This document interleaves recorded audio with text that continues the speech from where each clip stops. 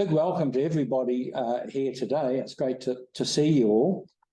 It gives me much pleasure to introduce our guest speaker, Martin Leiderman, who lives in California. So it's evening for Martin over there. So we're really fortunate to have Martin with us, and he's kindly agreed to share his knowledge, vast knowledge on Madame Blavatsky's amazing work, The Secret Doctrine. What Martin's done is pick out a few key principles and ideas and things that would hopefully we will find interesting and definitely worth exploring. And so we're going to be doing this once a month for 4 months. So today we're beginning our very first one, which is really exciting, and it's called The One and the Many, an Eternal and Periodical Principle. Without further ado, I will hand it over to you, Martin, and a very big welcome. Well, thank you. Thank you very much for inviting me to share Theosophy, one of the loves of my life. Of course, family and Plato. But here we are. Thank you so much for the invitation. And I've been studying the Secret Doctrine for over 40 years, and this is a little capsule of what I know and my insight. I want to share also with you how I study, how I approach it, and what it means to me and what I have learned from it. And hopefully you resonate with that.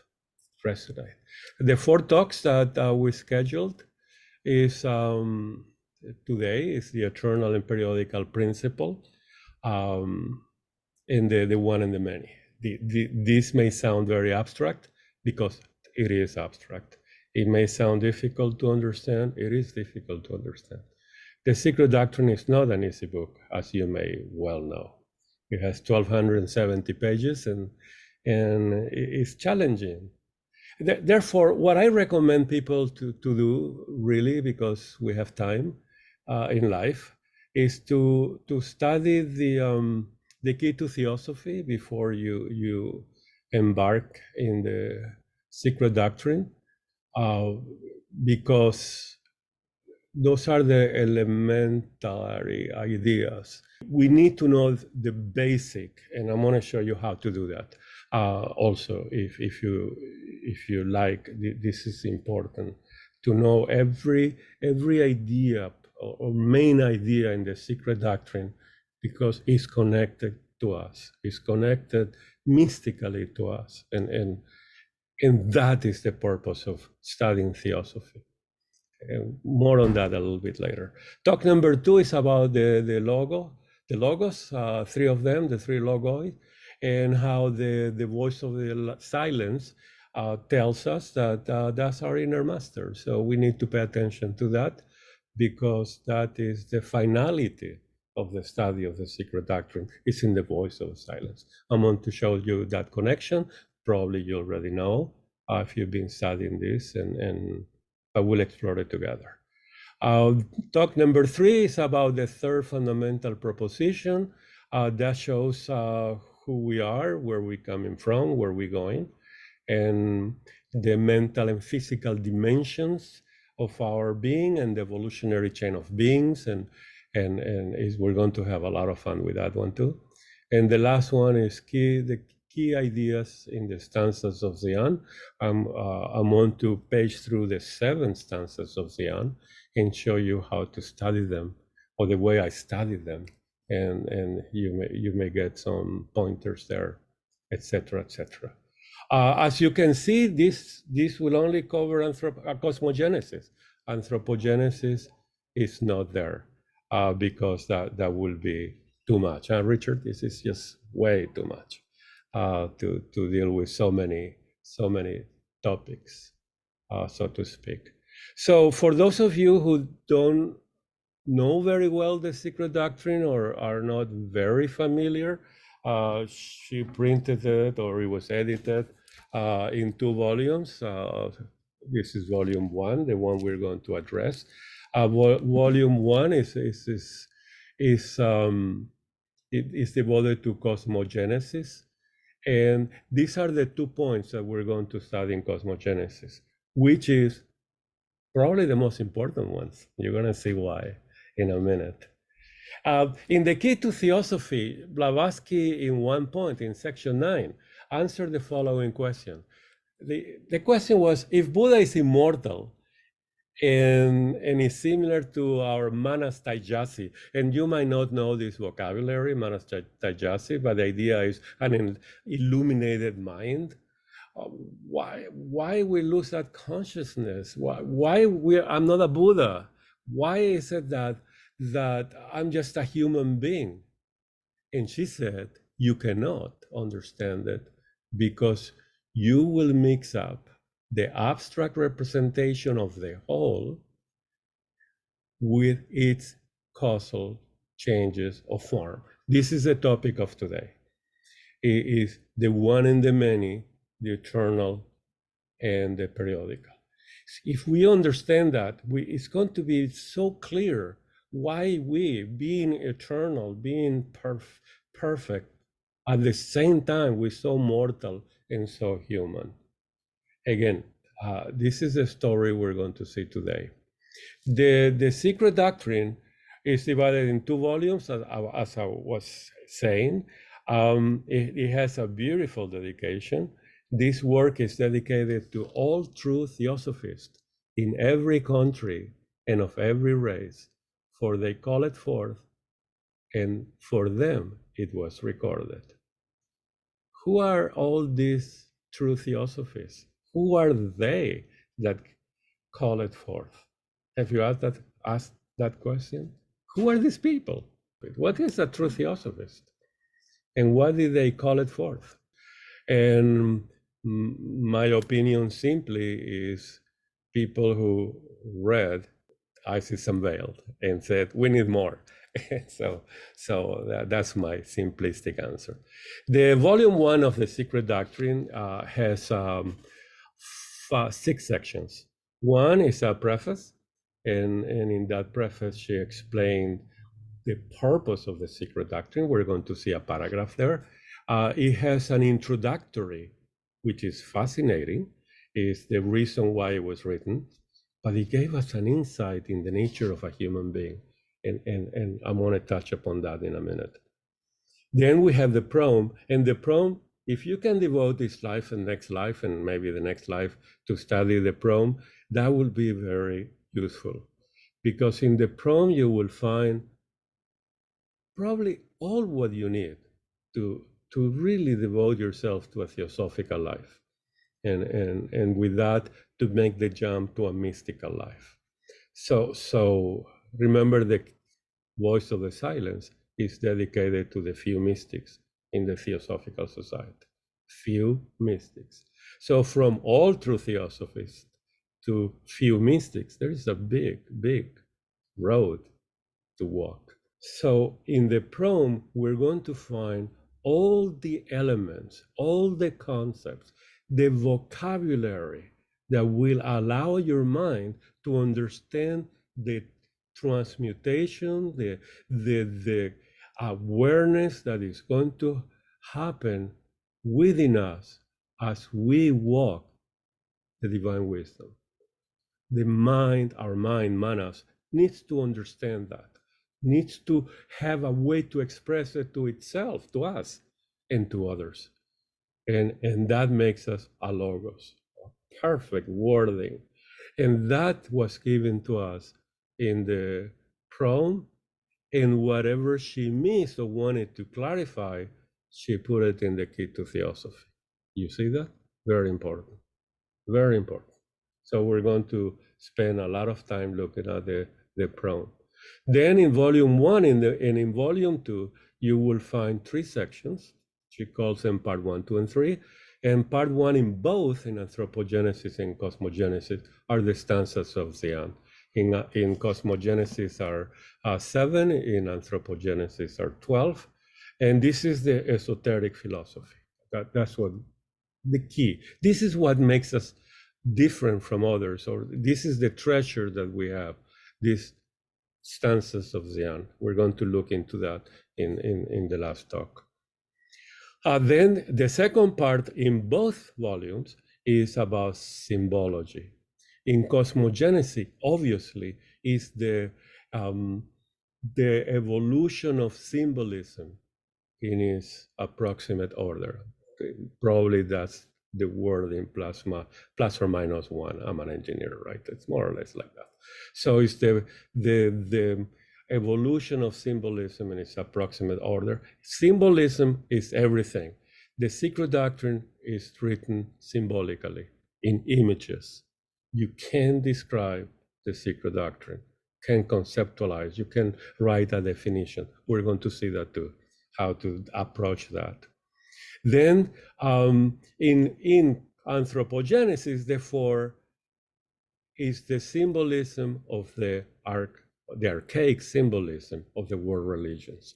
You see that? So you have the cosmological symbolism in the religious symbolism of all world religions, so to speak. So if you like symbology, illustrations, imagery, if your mind loves images and pictures, and these two chapters are for you. And on the third part of both volumes is the Secret Doctrine and Science Contrasted. This is very much talks to our second object of the Theosophical Society, the comparative studies of science, religion, and philosophy. And she show us that not only we need to compare, but we need to compare and contrast. So that's if you want to know more about the Secret Doctrine, this is just the index, the content. Let me know. Therefore, we're going to start with the analogy. The analogy that she keeps as a theme throughout the Secret Doctrine and all her writings, and please keep this present in your mind, is that the universe is like the human being. This is the logic symbol for is like, and is used as an analogy. And the two main areas of this is like is both are eternal and periodical, and both participate in the one and the many. Again, this is the story of this talk. This analogy of the universe and the human being are analogous. Now, remember, analogy is a tool to study. It's a tool that Blavatsky used, a tool that the Mahatmas use, and we see them in their letters. It's a tool that it was mastered by Socrates, and of course, Plato wrote about it. So Plato is a great master of analogies. And unfortunately, because everybody studied Plato in the time of Blavatsky, that's my reasoning. She didn't explain how to use it. She just say it. Analogy is the law. You need to study this by analogy. And because everybody studied Plato at that time, who went to universities, they knew how to use this. Most likely, none of you know how to do this because we don't study Plato these days. Well, I did study Plato with a great teacher, and I study analogies. And analogy is, if you know something, you can compare it as an analogy to something you don't know to extract information.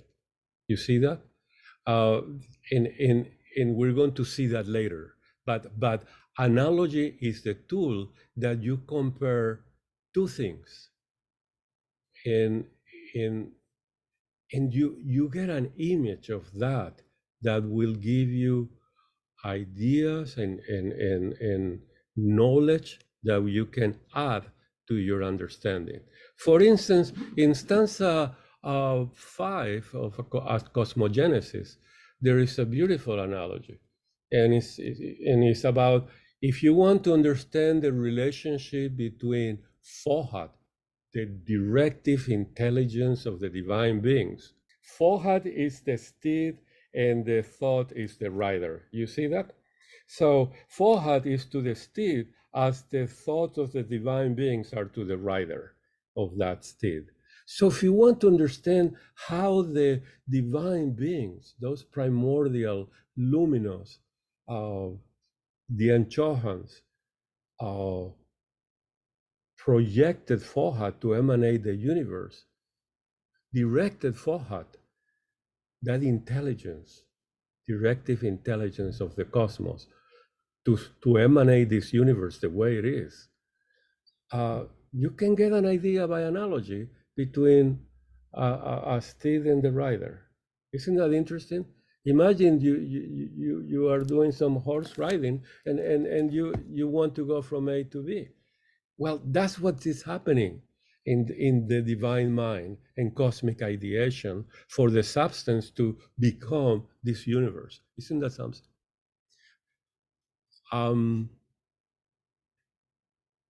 So again, I just want to repeat what Richard wrote, that if you have any question or a comment, please write it on the chat. I have it in front of me, and that's part of the talk. So knowing that the universe and the human being are analogous, in the Secret Doctrine, the universe is spoken as the one all, is eternal and periodical. And the monad, that immortal, eternal, periodical aspect of the human being, is the pilgrim. And that is very interesting to explore.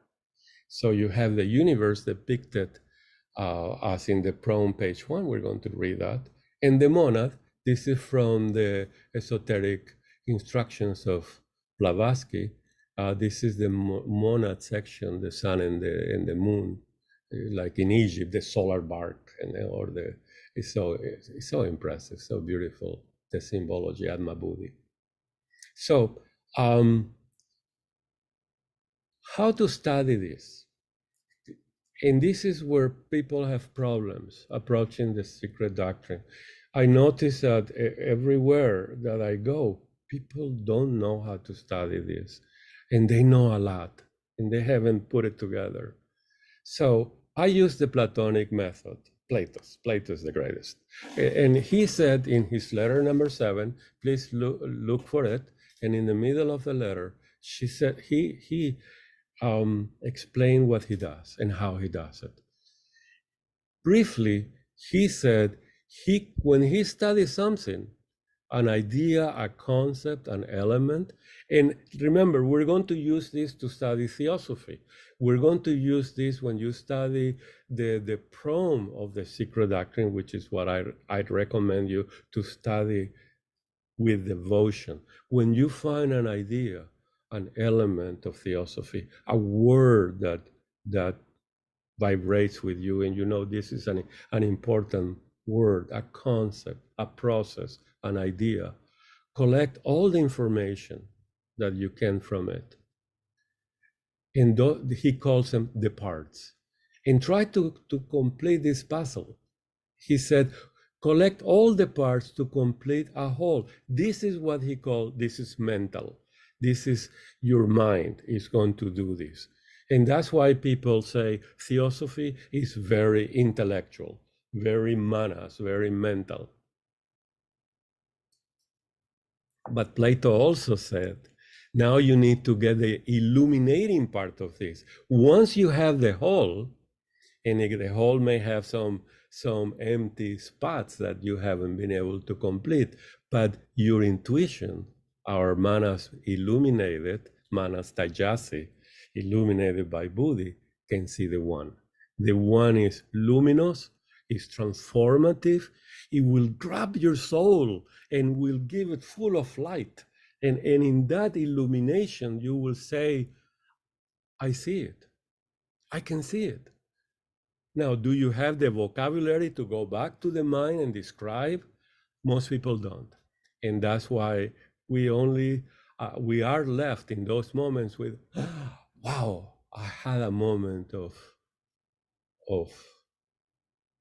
illumination, right? Of a theophany. I saw it. It's so impressive. So again, when you find something that is important, find all the parts. And Plato said these are names, definitions, functions. I added because I like to improve Plato. Processes, illustrations, connected to other traditions, philosophies, religion, science. Do the second object of the Theosophical Society. Compare and contrast. You see that? Then build a whole. You see, Fohat is not cosmic electricity. It's not directive intelligence. It's all of that. You have to put it all together, and it's 1,000 little pieces that you're going to put together, and you're going to see Fohat, what keeps us all in this fantastic divine plan moving along. That is Fohat.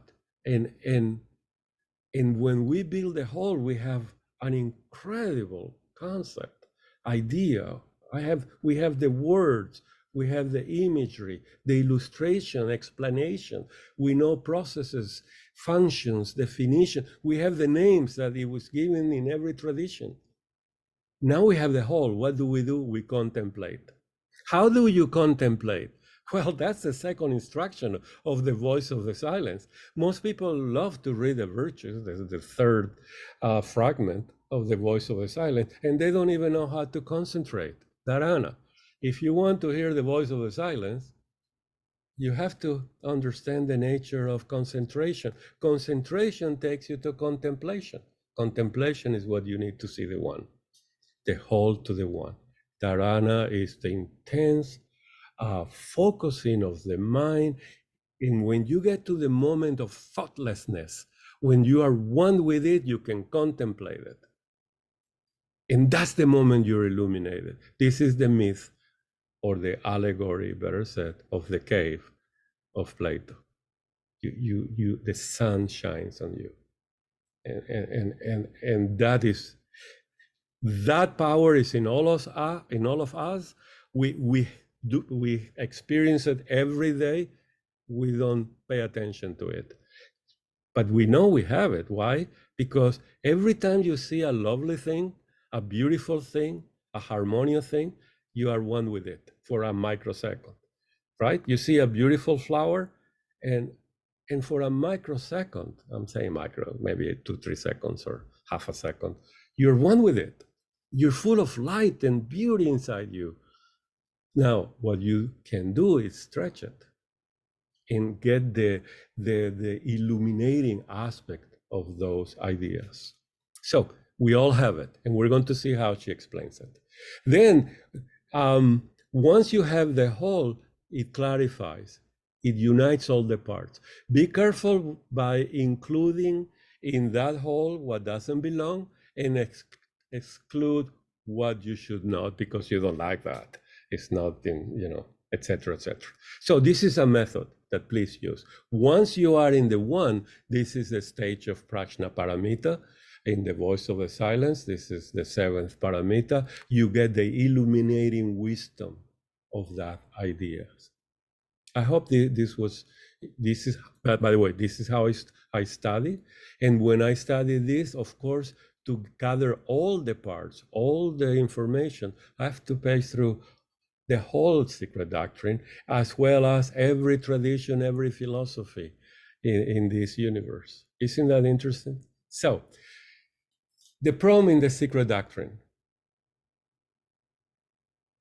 And I have the Secret Doctrine here, and this is what I wanted to share with you the preface, couple paragraphs, so you see where we're going with this, or where she's going with this. She said that in the preface, the aim of this work is, one, to show that nature is not a lucky draw, right? Concurrence of atoms, to assign to us a rightful place in the scheme of the universe, to rescue from degradation. All these items are so important. She said that the aim of this work is to do this. One of the things we need to do is to take each of this list of items that she says we need to know, and explain it to ourselves and explain it to others, to see if we really got it. This is the whole. You see, this is what she wants to give us in the Secret Doctrine. And she spent a lot of time writing this, and very painful, and she was very sick. So do we understand every line? Can we explain it to ourselves and others? So please do that. The other part that's very interesting in the introductory, and I love this line, because as I said, it shows the inner aspect of the human being. And I hope you can read it if it's big enough, but it's on page 19 of the introductory section. Remember, one of the things in the introductory is that she explains that this book also is going to correct the wrong idea of esoteric Buddhism, of the title of Sinet when he wrote that book that the masters asked him. So she gave us these definitions, and listen well, because this is who we are mystically and esoterically, so to speak, but I like the word mystic. Bodha means, and this is all the variations of the word Buddhist, right? That is in the title of esoteric Buddhism. Bodha means the innate possession of divine intellect or understanding. We have that. We have that reminiscence. We have that. It's impressed in our soul, everything of the universe. We just need to uncover, get the dust off, and that's a way to describe it. Bodha means the innate possession of divine intellect and understanding. This is what is built in our soul, is impressed, is written in our soul. Is what a lot of masters and teachers throughout the history used to understand the how wise a student is. If by saying a sutra, the disciple listens and say, I see it, it removes the dust in the soul and so that. And it's very mature, spirit, mystically speaking. If he said, no, I'm not sure, I don't believe that, etc., he needs to work on that. So these realities, these verities, these ideas of the secret doctrine, they need to vibrate in us in this way. Wow, there is something there. I may not understand it, but in the degree that at first hearing you understand it, that's your degree of maturity in the divine wisdom.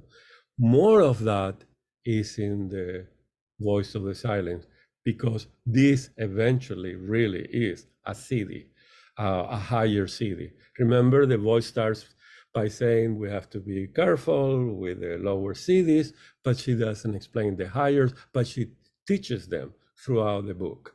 I counted that 30% of the book is how to develop the higher siddhis, and she uses, well, that's another topic. But you see, the understanding and hearing and seeing are words for those higher siddhis too. Buddha is a word that the acquirement of it by personal effort and merit. So now I have a challenge. I want to get to a state that Bodha is now in full bloom, and I can do that by being like a Buddha, right? And that can be done by personal efforts and merit. I need to understand what personal efforts and merit, and I'll become that. Buddhi is what we have in us, is one of our principles of cognizing, the faculty of cognizing, the channel through which the divine knowledge reaches the ego, the discernment of good and evil, divine conscious, and a spiritual soul, which is the vehicle of Atma.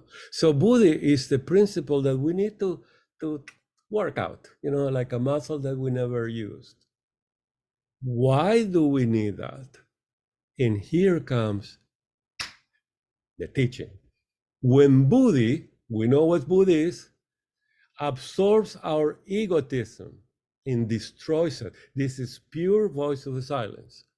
This is the path of liberation. With all its changes, the changes of our egos, right?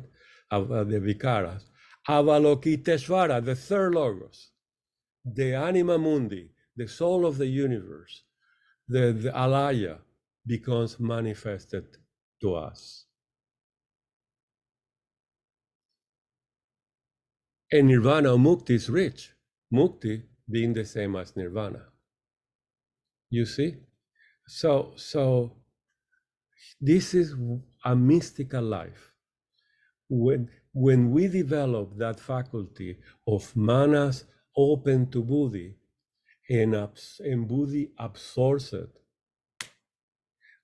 we arrive to illumination.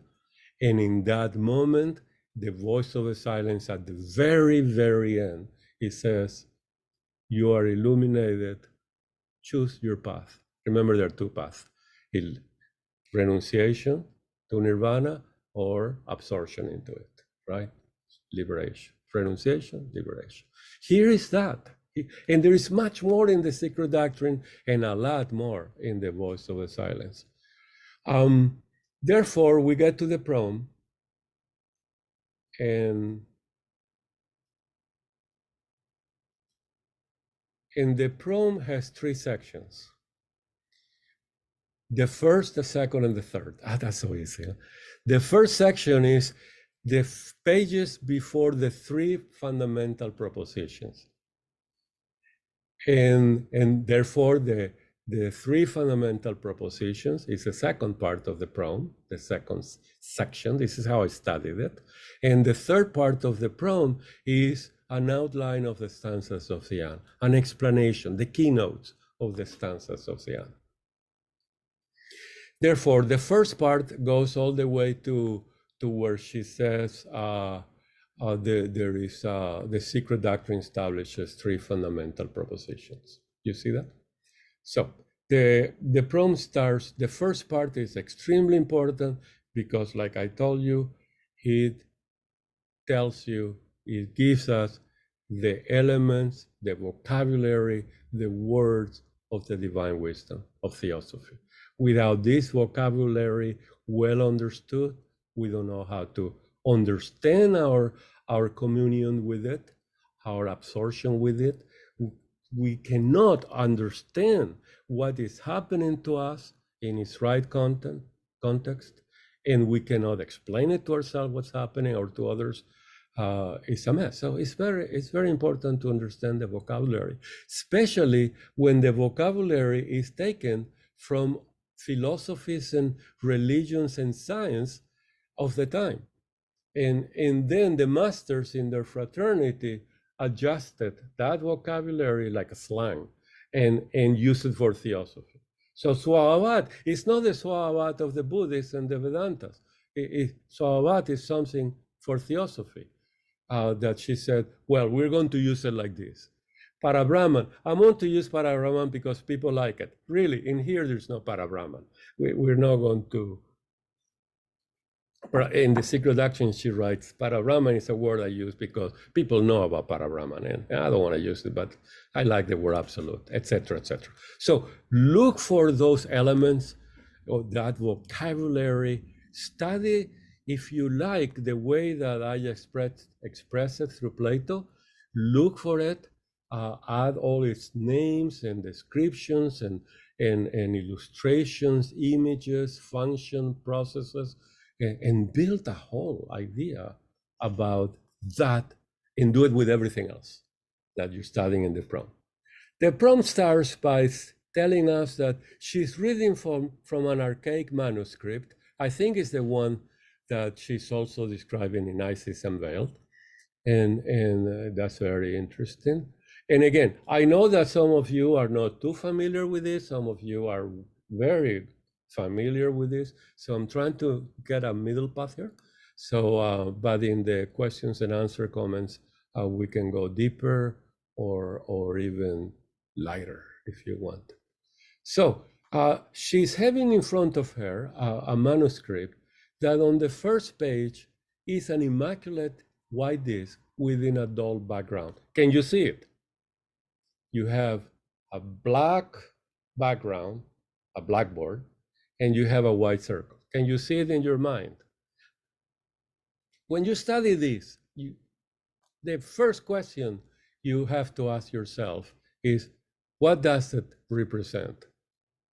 And the only reason we ask that is because we didn't read the next line.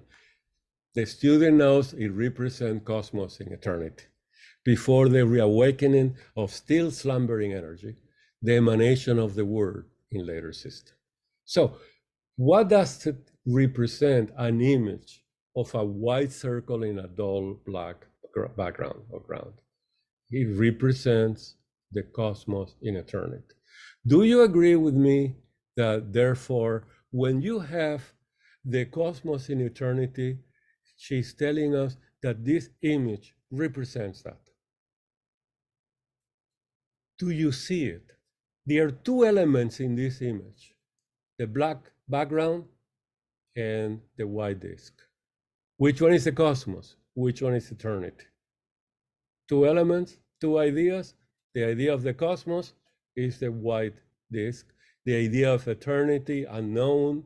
I cannot think about it, undescribable. There is no knowledge of it. There is light doesn't go there, right? And that is eternity. Martin, just what is that grey one to the left compared to the white one? Okay, very good, very good. That's exactly the question that they asked her in the Blavatsky Lodge meeting number 5. And he said, the question was, why don't we have a black disc in the black background? And so very good, very good. Give me one more minute and I'll get to it. So in looking at this, two elements, two ideas. If we have another cosmos in this black background, we will not know, because Einstein tells us that light gives us information. And there is no light going from this white cosmos to another cosmos here in this eternal background. This space is the greatest mystery of all. Isn't that true? Now, let's go to the question. Thank you, Richard.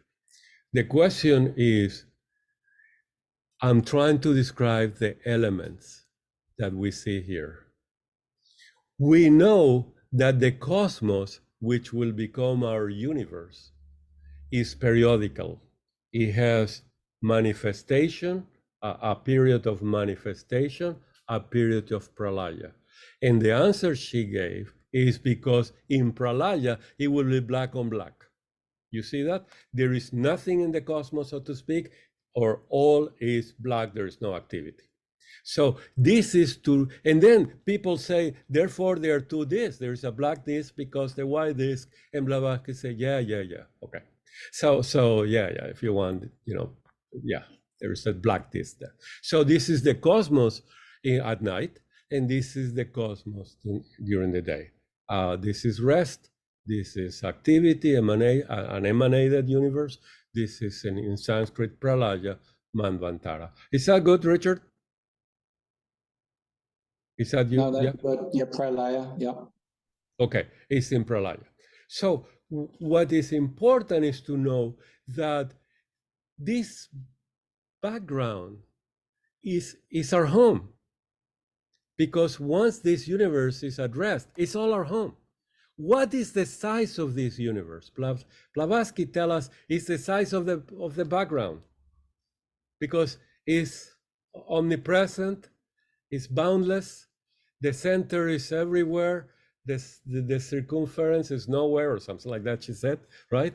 So this is a very vast universe, but without the background, we don't have the foreground, we don't have this disk. Now, the background doesn't care what you write. The blackboard doesn't care what you write. Isn't that true? If you have a blackboard, you need a blackboard to draw a circle, but it doesn't care. So it's unconscious of you, but it's needed. You see that? You see that space, container of the cosmos? Now, of course, philosophically, people love in science to talk about, and in philosophy, is this universe embedded on it? Or is on top of it like chalk on a blackboard? This is a discussion I'm not going to have that in this very moment. But isn't that interesting? The universe is this. Our cosmos in eternity is this. Then she goes to the next illustration and she adds a point. the center of the diameter. I mean, the center of the circle. And she called it the dawn of differentiation, the point in the mundane egg. Look at this. She's adding to a white circle another name, description, function, and process. Mundane egg. You see, in the word egg, it floods our mind with ideas of what an egg is. And mundane, of course, we know what it means. She also said that that point is the germ from which will become the universe. The germ, the point will become the universe. The all, the boundless periodical cosmos. Isn't that interesting? So why are we doing this? Because at the very end of that page, she says, the white disk, listen well, this plane represented by the white disk, the only knowledge, dim and hazy, though it still is dim and hazy because we haven't perfected our mind. Our manas principle is not illuminated. That is attainable by us, where the manvantaric manifestation begin in this soul. Look at that. Now this plane becomes a soul. The soul of universe is going to say. Alaya, the third logos, Akasha, Anima Mundi, and so on. It has, in religion, is Mary, Maya, Maria, Isis, Hera. It has tremendous amount of names. That's why collect all the names, collect all the parts that makes the idea of what is this plane of consciousness that slumbers, right? Slumbers, look at this, slumber. During the pralaya, during rest, the divine thought. The divine thought is what projects the universe and makes the universe the way it is, the divine plan. Like Barborka said. Blavatsky didn't use the divine plan, the word divine plan, but I love it. Divine plan, very clear to me. It's the direction of the universe, right? Wherein lies concealed the plan of every future cosmogony and theogony. When she says lies concealed, we're talking about this one, the second, right, in Pralaya, the plan of every future cosmogony, that's where we are. You see that? We, now there, we're monads in a state of absorption. The moment that this universe awakes, our fairy tale stars, our book of life stars, and every page is alive. Isn't that true? Every page is alive. What are we doing in that fairy tale? Don't get depressed. This is not that difficult. We just need to know. We just need to know a little bit more. So when you study the Secret Doctrine, read the ideas, read the elements, the point. What the point means is a germ. It's the cause of all. Get an illustration like here. Get the symbol within you. Contemplate, get the wisdom of it. It's a germ within the ladder. One of these images will vibrate with you, will capture your soul, and you'll be one with it. The thing is, you are acquiring vocabulary to explain to yourself and convince your mind to be one with the universal soul, Alaya, which is the story of the voice of the silence. When she said, find an internal object to concentrate. Later on, she said, that is the soul of the universe. That is Alaya. Look for the word Alaya in the Secret Doctrine and in the voice of the silence, and you see that beautiful connection. And if you don't want to look for it, fine. I'm going to do it for you in a future lecture, in a future talk. So, because this is what Theosophy is. This is where we are. This is where we came from and where we're going. And this is the study of Theosophy. When we added a point, we're adding another element to the two we have. Now we have a third element. Now we have something else to study. What is that point? What is the germ? Where is the cause of all? What is the first logos? That we're going to see that later on. Remember, the greatest mystery of all is that space. The space that we see in science is not the space of the secret doctrine. The space of the secret doctrine is this square, unknowable. The space of science is the white circle, as much as the point has become our universe. See, the germ will become the universe. They're all in periodical Manvantara and Pralaya. We're still evolving, emanating. We're still growing this universe into this dark background. Therefore, when you think about the germ, where we came from, the first, the one that will become the many, don't forget that the point is part of a circle and is part of a black background. Keep all three in your mind, and your mind is going to start expanding into Buddhi. It can't keep all that as knowledge. It has to move into intuition. You're going to see it without wording. That is where we got. That is pure light. At that moment, we are Theosophists, true students of Theosophy. We are integrating. So every idea that you study in Theosophy, remember, is part of the point, is part of the white circle or the circle, and is part of this background.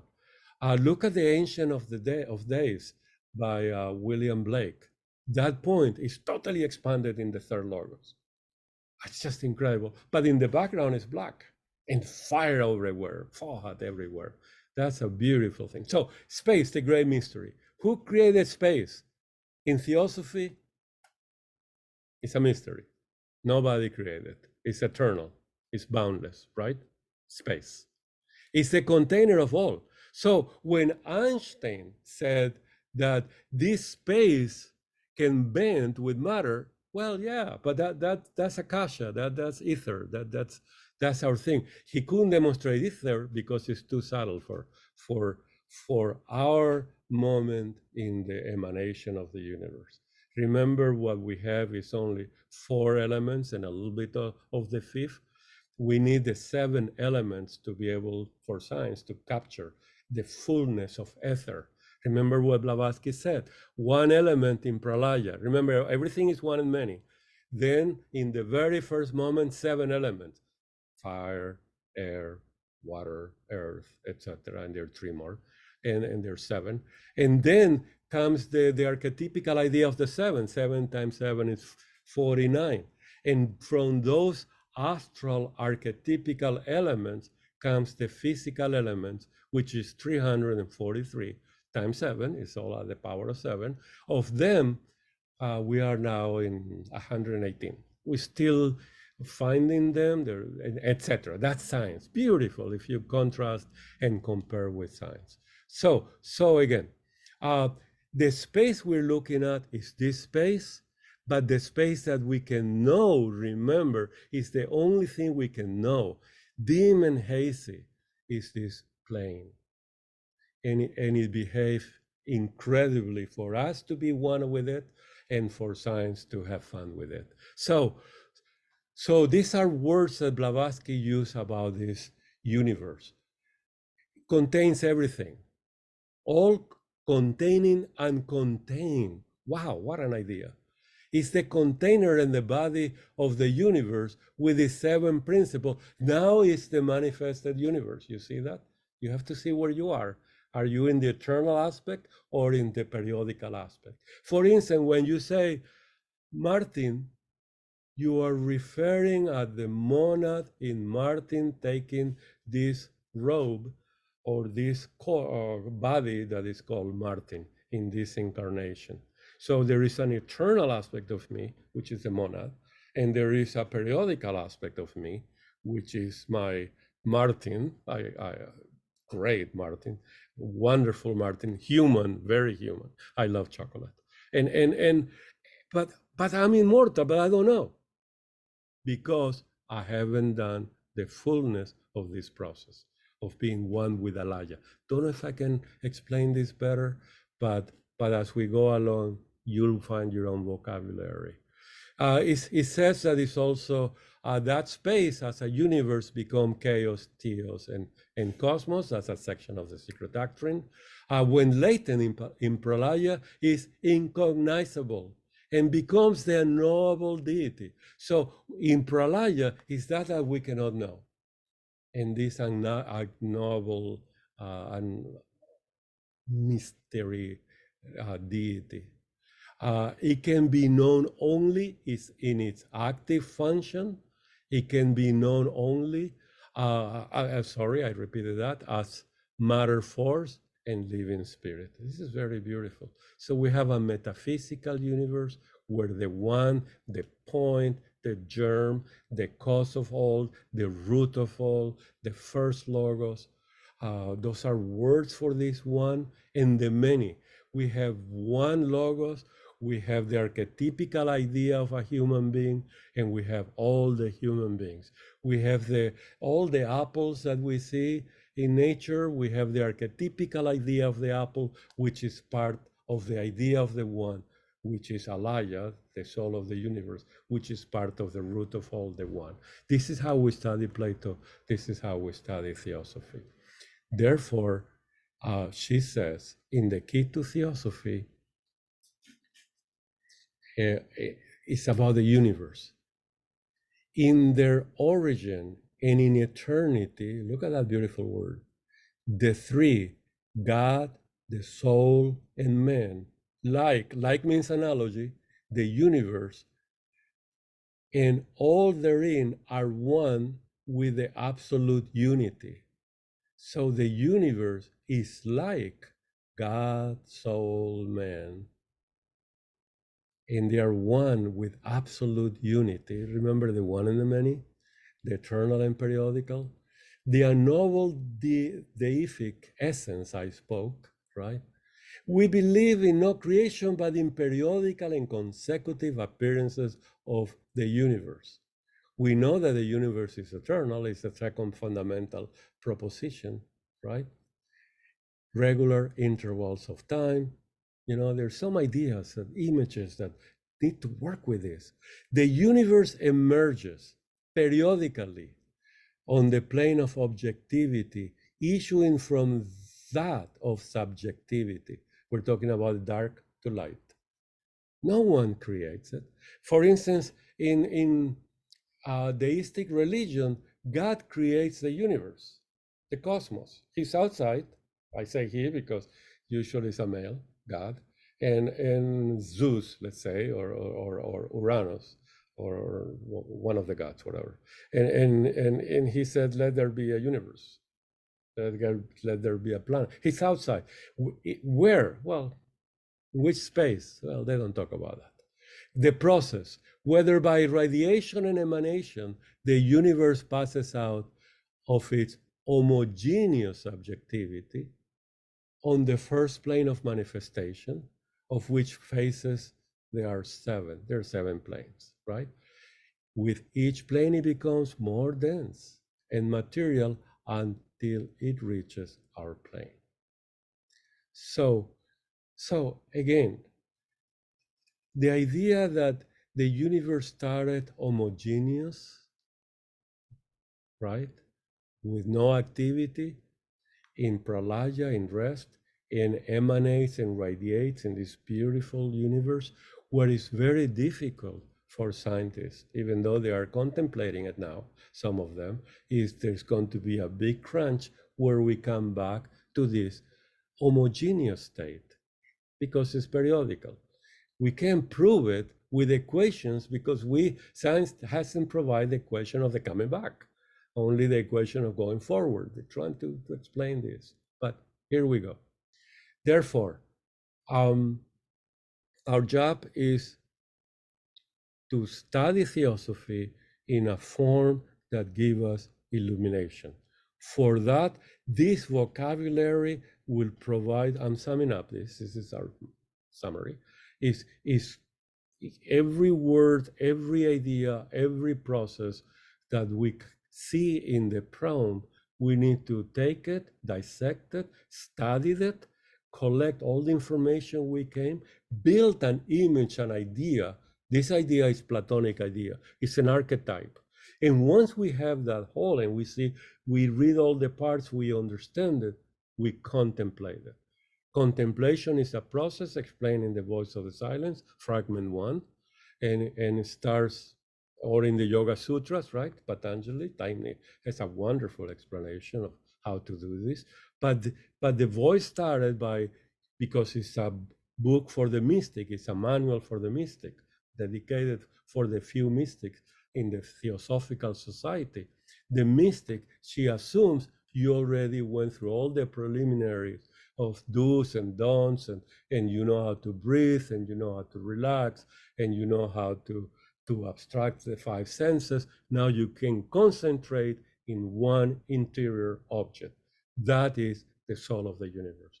Please look for Alaya and the soul of the universe in the Voice of the Silence and in the Secret Doctrine. That is the turning from learning theosophy to living mystically our theosophy. Thank you all. Thank you. Richard? Wow, that's quite a bit to take in there, Martin. I think one of the key points I got is it does hurt your head when you've got to sit down and understand all the terminology, and you can't just skip over the parts and hope that you'll pick it up later.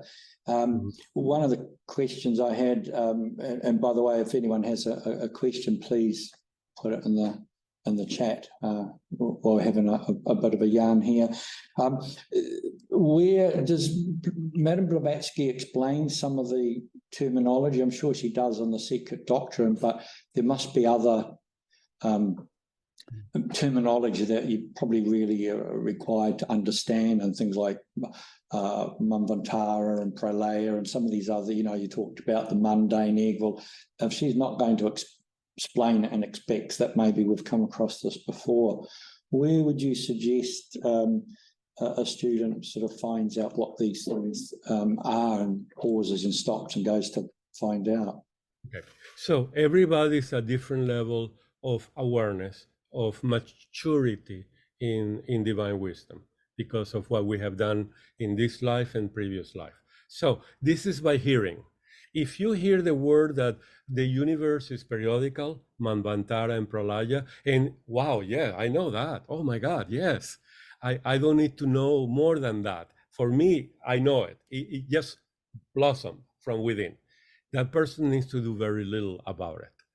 If it's difficult for a person to see the periodicity of the universe and everything in it, including a human being, life, death, and everything else, then we need to study the three elements that forms the idea: the law of periodicity, and what does it mean, Manvantara and Pralaya, or periods of emanation and rest, or periods of activity and rest. You see that? For that, now we found three elements to study. And again, in the Secret Doctrine, she will have a lot to say about them. You collect as much as needed to complete the idea. And once you understand that there is a law of periodicity, and that law has the following process, and that process involves Manvantara and Pralaya, and what involved in Manvantara and Pralaya are a series of hierarchy of divine beings and the monad and Fohat and all that. And it will take a little time to collect all that information and put it together. That's why the Secret Doctrine is not easy, but this is divine wisdom. Another thing I recommend, of course, along with the key to theosophy, is the Theosophical Glossary. Mandatory. You have to have it always, because of what you just said. And sometimes just by reading in the glossary, just good enough, because it's awakened. Remember, it says that all that is there to know is imprinted in our soul. But that soul doesn't have the open faucet to bring that light to our mind. That's called Manastayhasi. Buddhi illuminates the mind and makes it luminous, wise, and understand by hearing, by seeing, by memory. This is the voice of the silence, first 3 pages. You understand, you see, you hear, and it's incredible. You just see it. Now, if not, you have to go through this process. And naturally what happens, as you do this in 1 or 2 or 3 of them, ideas that are near them, they opened up from another flower, blossom from the soul. And now it's easier. Now you hear, and yeah, I know that now. I see what it means. But let me clarify more. Let me look for the right wording, right? Et cetera, et cetera. So that's the process of studying, but contemplatively, right? To build that oneness. Yes? Yeah, and I suppose you build your understanding as you go. I do know, as John mentioned, the glossary, Madame Blavatsky's glossary is very helpful, and there's the Theosophical Encyclopedia. They're all on Theosophy World website, the resource website, so anyone could go there and download these documents that will help your understanding. Right, but in other, excuse me, in other areas, we might need to go beyond theosophy to get it, because again, the term that it was used was Buddhist or Sanskrit or Kabbalistic, or you see, she used what's available or what was taught by the masters. One of them, for instance, is alaya. Alaya is the key word in the voice of the silence, but it's not an English word, a Latin word, alaya. And then where do we go? Where you go to the Lankavatara Sutra, you get to Suzuki, he explains it perfectly. Now you read the sutras that explains alaya, and the wisdom of alaya, the knowledge of alaya is alaya vijnana, and then you acquire from other sources more if you need more. You see that? Sources are there everywhere. And someone wrote here, Encyclopedia of Theosophy is very good. But again, there are moments you need to go outside Theosophy, because the word started outside Theosophy. And by finding only what's in the Theosophy text, it may not be enough for some people. For me, alaya, I have to go to the Lankavatara Sutra and get the Suzuki books and his translation, his commentaries, and I got it. Yeah, sure. Look, Tony Weir's made a comment. She loves the explanation of these study steps, and obviously start with maybe Key to Theosophy, which is a wonderful book. I like the way you mentioned that, Plato also took this approach, because some people will just dive in and read it cover to cover, or just dive in and read a bit here and then a bit in the second volume. And whilst you get something out of that, I think, as you say, understanding all these parts, a little bit like baking a cake, isn't it? You've got all these ingredients, and you understand what are the ingredients you need, and add a mundane egg and a touch of butter, and you get your cake, the illumination. So, but the key, Richard, is that you do that because there is a need of your soul to understand and to contemplate something that is not able to put together. So, for instance, you read the word logos, that's Plato. And then you say, where in Plato is founded? And it's founded in the Republic of Plato, like 500 times he mentions it, in Timaeus, in Parmenides. Those are the 3 main books in Plato. And then you get what Plato says, because she used the Greek word. And the Greek word, the father of that, is Plato. So many of these ideas, the Dianchohans contemplating the idea, well, that's the Timaeus. You see that? All the explanations of the idea of the one is from the dialogue Parmenides in Plato. And all of them. There is nothing theosophically Blavatskyan or the masters besides what Plato said. And Plato said much more. And Proclus and Plotinus commented on that. So many, many times to complete the idea, we need to go to the sources. You see that? Because this is just 1,200 pages. And it's full that's right. It's just a start, isn't it? Lifting that veil. Yes, a start. We've got a comment from Jerome. Thank you very much, Martin. Full of energy and appreciated. You were. It must be a little bit hard with not seeing and getting lots of feedback. We were sitting there enthralled, though. Believe me. Well, Vicky, Jerome, Vicky was here in LA, if I remember. We met her and saw her here. She came here to oh, good. Yeah, she says, thanks so much, Martin. Very interesting, and it's given us much to think about in the coming days and months. So, obviously, lots of scrambling to get the Secret Doctrine out of the bookcase now. Have another look. Isaac says, muchas gracias, Martin. Thank you all. Look, I'd like to thank you very much, because it was a special presentation, and it is a very difficult topic to sort of break down and give us an initial start. So you've given us a little head start, I think, and kickstart on that. So thank you very much, Martin. I also would like to thank Danica in our office, who has been working the controls of the Zoom administration in the background. So thank you, Danica. And also everybody online, of course, thank you very much for your participation. Our next session is on Sunday, the 8th of October, 3 p.m. again. They're all at 3 p.m. And our topics, the three logoi and the Secret Doctrine as the inner master and the voice of the silence. So that sounds very interesting. I can't wait to hear what that one is all about as well, Martin. And there's a few more people thanking you. So I think that was a very big hit today. So thanks again, and everybody have a wonderful evening, and we'll see you next month. Thank you all. Thank you. Bye-bye. Thank you for the invitation.